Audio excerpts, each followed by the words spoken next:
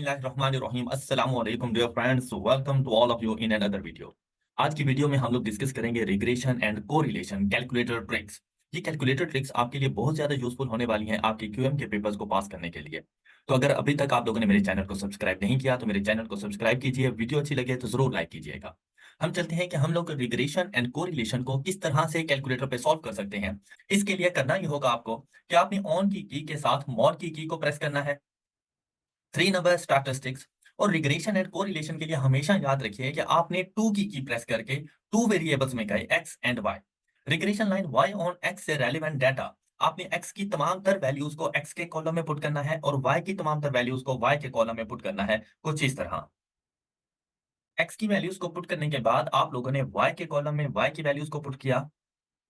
Y की तमाम values put करने के बाद आप लोगों ने डाटा सेव करने के लिए एसी की प्रेस कर दी। बस आप लोगों ने इस बात का ख्याल रखना है कि जब आप डाटा पुट कर रहे हो तो उस टाइम आपसे किसी किस्म का कोई एरर ना हो।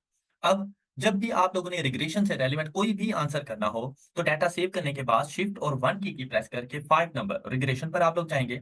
और अगर आप लोग ए का आंसर करना चाह रहे हैं, find the value of a for the regression line Y on X, तो 1 नंबर पर आपको एक आंसर मिलेगा एंड आंसर इज -1.74। इसी तरह अगर आप regression coefficient y on x का आंसर करना चाह रहे हैं तो शिफ्ट 1 5 नंबर रिग्रेशन और 2 नंबर पे आपको मिलेगा regression coefficient y on x 0.89। Regression line y on x बनाने के लिए आप लोगों को a और b की वैल्यू ही चाहिए होती है और regression line y on x आपके पास बन जाएगी y cap is equal to -1.74 plus 0.89x। तो ये है आपके पास regression line y on x। अक्सर आपके पास क्वेश्चन होता है एस्टिमेट द वाइफ एज।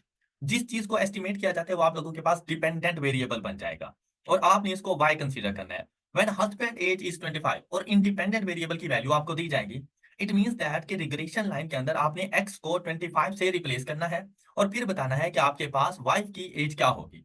इसके लिए आप यहाँ पर x को रिप्लेस कर सकते हैं, लेकिन बेस्ट मेथड ये है कि आप शिफ्ट 1 5 की प्रेस करके a के लिए 1 प्लस शिफ्ट 1 5 और b की वैल्यू और यहाँ पर x की जगह जो वैल्यू आपको गिवन हो आपने वही वैल्यू यहाँ पे पुट कर देनी है। तो ये आपके पास एस्टिमेटेड वैल्यू आ जाएगी 20.54। अगर हमारे पास हस्बैंड एज 25 हो तो wife age estimated 20.54 means that 21 years consider होगी। इसी तरह अगर आप लोग इस किस्म के क्वेश्चन में से कोरिलेशन कोएफिशिएंट फाइंड करना चाहें तो डाटा सेव करने के बाद शिफ्ट 1 एंड 5, ये तो कॉमन है, आपने हर किस्म के क्वेश्चन के लिए इतना प्रोसेस करना है। अब कोरिलेशन कोएफिशिएंट के लिए आपने 3 की प्रेस कर दी तो यहां से मिलेगा इसका कोरिलेशन कोएफिशिएंट 0.82। और कोएफिशिएंट ऑफ डिटरमिनेशन के लिए जैसे आप लोगों को पता है कि हमारे पास कोरिलेशन कोएफिशिएंट का स्क्वायर कोएफिशिएंट ऑफ डिटरमिनेशन होता है, तो यहां आंसर आ जाएगा 0.67। अब हमने बताना है find the value of a for regression line X on Y.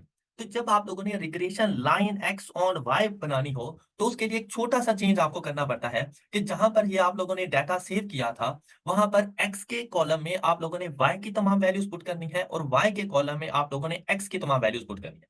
जैसे अब अगर मैं x को कॉलम में वैल्यूज पुट करूंगा तो मैं यहाँ पे 27, इसी तरह से 20 और बाकी तमाम वैल्यूज को हम पुट कर लेंगे और y की कॉलम में हम लोग x का तमाम डाटा इसमें पुट करेंगे।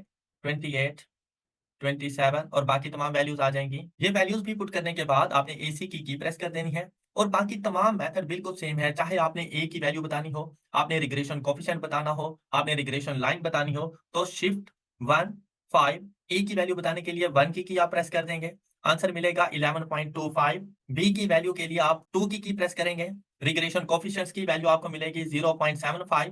तो यहां से रिग्रेशन लाइन हमारे पास बन जाएगी X cap is equal to 11.25 plus 0.75 y. Find out the Spearman coefficient of rank correlation from the above data.